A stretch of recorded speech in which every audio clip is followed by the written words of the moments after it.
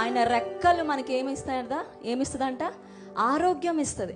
ఆయన రెక్కలే మనకు ఆశ్రయం ఇస్తుంది. ఆయన రెక్కలు మనకు ధైర్యాన్ని ఇస్తుంది. ఇదిగో ఆయన రెక్కలు మన మీద చాపబడి ఉన్నది. మనం ఇప్పుడు ఎలా గంతులు వేయాలి? క్రొవ్విన దూడలు గంతులు వేసినట్లు గంతులు వేయాలంట. పాడదామా? 1 2 3 చాపలు కొడదాం. యేసయ్యా